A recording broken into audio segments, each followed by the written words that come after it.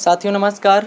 आप सभी का स्वागत है आपके अपने प्यारे से YouTube चैनल ज्ञान पथ इंस्टीट्यूट में। तो आप सब कैसे हैं? आई होप आप सब बहुत अच्छे होंगे और साथ साथ पढ़ाई भी कर रहे होंगे। तो प्यारे बच्चों, आज की क्लास में हम जानेंगे एक बहुत ही खास टॉपिक के बारे में, जो कि है मलेरिया रोग। ठीक है, तो चलिए क्लास की शुरुआत करते हैं। मलेरिया रोग की बात करें तो यह एक प्रोटोजोआ के द्वारा होने वाला रोग है। मलेरिया रोग किससे फैलता है? प्रोटोजोआ के द्वारा होने वाला रोग है। प्रोटोजोआ एक कोशिकीय प्राणी और यूकैरियोटिक सेल वाला जीव होता है। मलेरिया जो शब्द है ये दो शब्द से मिलकर बना है, एक तो मल और दूसरा एरिया। मल का मतलब गंदगी और एरिया का मतलब होता है हवा, मतलब गंदी हवा से फैलने वाला रोग। यानी जब इसके बारे में खोज नहीं हुई थी उस समय लोग ये मानते थे कि यह गंदी हवा से फैलने वाला रोग है। ठीक है, तो इसलिए इसका नाम रखा गया था मलेरिया। मलेरिया जो रोग है ये प्लाज्मोडियम वाइवैक्स नामक प्रोटोजोवन के द्वारा उत्पन्न होता है।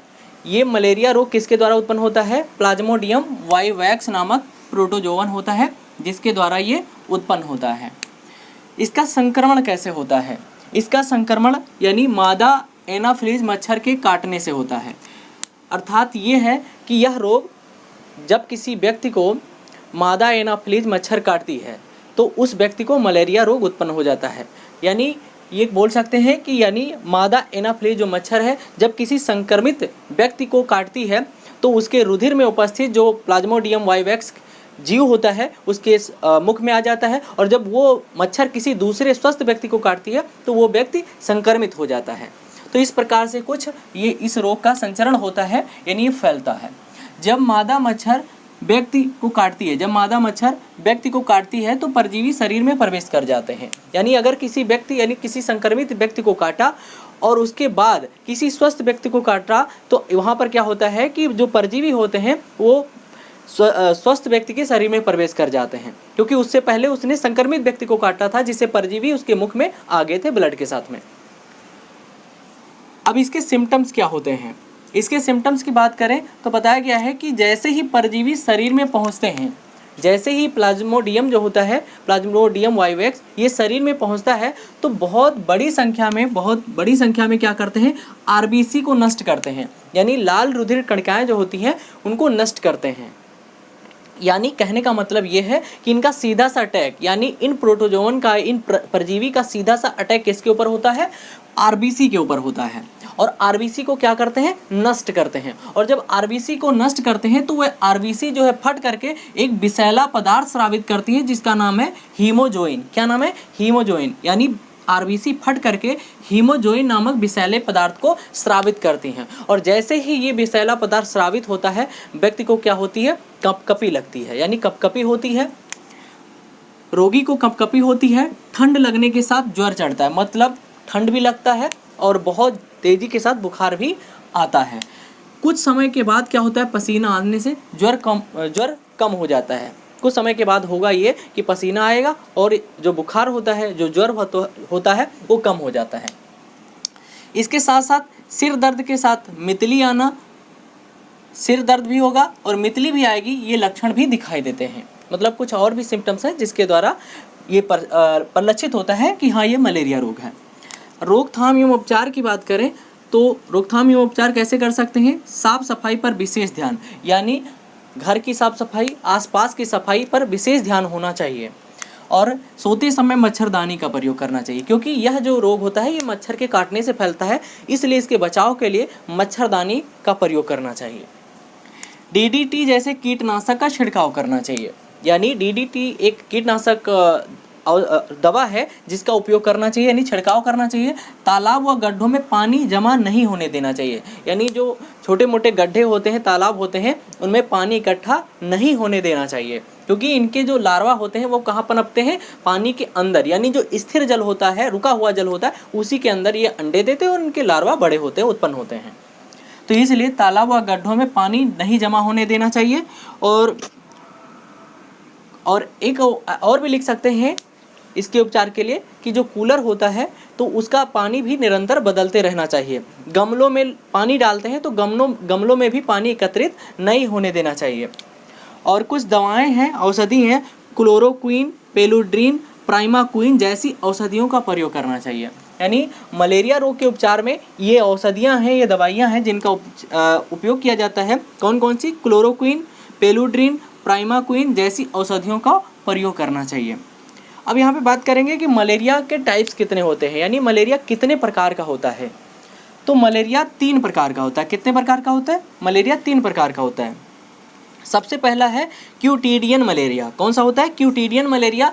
ये एक ऐसा मलेरिया होता है जिसमें व्यक्ति को अगर इस मलेरिया से कोई व्यक्ति संक्रमित है तो वो व्यक्ति को क्या होगा? प्रतिदिन बुखार आता है, प्रतिदिन यानी डेली बुखार आता है।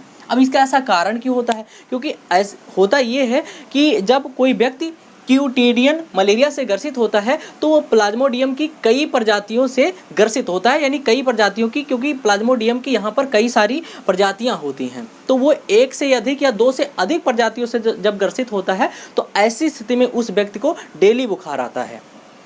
तो यानी उसको प्रतिदिन बुखार आता है। कब? जब व्यक्ति क्यूटिडियन मलेरिया से ग्रसित होता है। इसका मुख्य कारण बताए गए हैं कि प्लाज्मोडियम की 2 या अधिक प्रजातियों का संक्रमण, यानी जब प्लाज्मोडियम की 2 से अधिक प्रजातियों का संक्रमण होता है किसी व्यक्ति के ऊपर तो उस व्यक्ति को डेली बुखार आता है।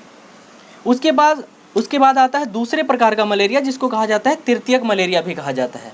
क्या बोला जाता है? तृतीयक मलेरिया। इस मलेरिया में क्या होता है कि हर तीसरे दिन बुखार आता है, मतलब 48 घंटे के बाद बुखार आता है। हर तीसरे दिन या 48 घंटे के बाद बुखार आता है। इसमें क्या होता है? इसका मुख्य संक्रमण किसके कारण होता है? इसमें संक्रमण होता है प्लाज्मोडियम फैल्सीपेरम, प्लाज्मोडियम वाइवेक्स और प्लाज्मोडियम ओवेल। ये प्लाज्मोडियम की 3 प्रजातियां हैं जिसके द्वारा ये तृतीयक मलेरिया होता है। अब ये तृतीयक मलेरिया भी 2 प्रकार से हमको देखने को मिलता है। मतलब तृतीयक मलेरिया भी हमको 2 प्रकार से देखने को मिलता है। एक तो होता है घातक तृतीयक मलेरिया और दूसरा होता है हल्का या सामान्य तृतीयक मलेरिया। घातक तृतीयक मलेरिया जो होता है वो किसके द्वारा होता है? प्लाज्मोडियम फैल्सीपेरम के द्वारा होता है। याद रखना है कि घातक तृतीयक मलेरिया जो होता है वो प्लाज्मोडियम फैल्सीपेरम के द्वारा होता है और इसमें मृत्यु दर अधिक होती है, क्योंकि ये आरबीसी को बहुत अधिक संख्या में नष्ट करती है, जिसके कारण क्या होता है? मृत्यु दर अधिक होती है। वहीं पर जो प्लाज्मोडियम वाइवेक्स और प्लाज्मोडियम ओवेल जो होता है ये इसके द्वारा हल्का द्वितीयक मलेरिया होता है जिसके द्वारा मृत्यु दर कम होती है।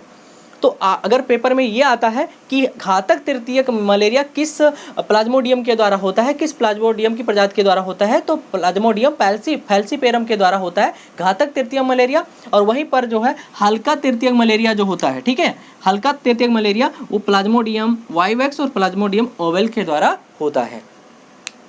उसके बाद अगर हम बात करें तीसरा प्रकार का कौन सा मलेरिया है? क्वार्टन मलेरिया। कौन सा? क्वार्टन मलेरिया।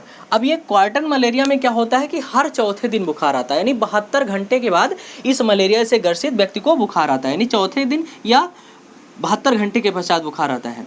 इसके संक्रमण का जो मुख्य कारण होता है वो प्लाज्मोडियम मलेरियाई होता है। यानी क्वार्टन मलेरिया जिस प्लाज्मोडियम के द्वारा होता है उसका नाम क्या है? प्लाज्मोडियम मलेरियाई। तो याद रखना है, पेपर में ये भी पूछ लेता है कि क्वार्टन मलेरिया किस प्रकार के प्लाज्मोडियम के द्वारा होता है, तो प्लाज्मोडियम मलेरियाई के द्वारा होता है।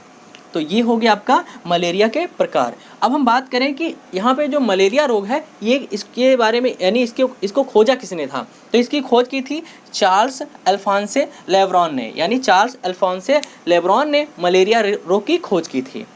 और सबसे पहले ये बताया था, क्योंकि इससे पहले लोग ये जानते थे कि ये गंदी हवा से उत्पन्न होने वाला रोग है, लेकिन उसके बाद सबसे पहले डॉक्टर रोनाल्ड